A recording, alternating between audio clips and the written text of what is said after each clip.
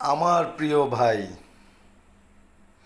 আপনারা যারা ঘরে স্ত্রী রেখে অন্য জায়গায় গিয়ে আপনার স্ত্রীর হক নষ্ট করছেন, আপনাদের জন্য এই হাদিসখানা। রাসূল সাল্লাল্লাহু আলাইহি ওয়াসাল্লাম বলেছেন,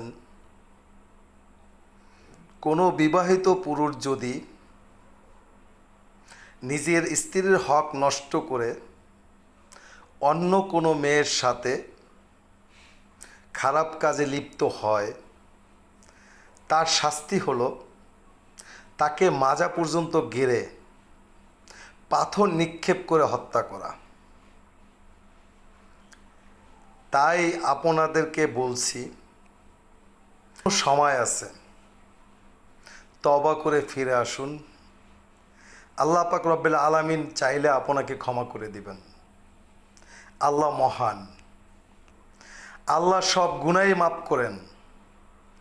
আপনার জন্য আল্লাহর দরজা খোলা, এখনই ফিরে আসুন আপনি, আল্লাহ আপনাকে ক্ষমা করে দিবেন।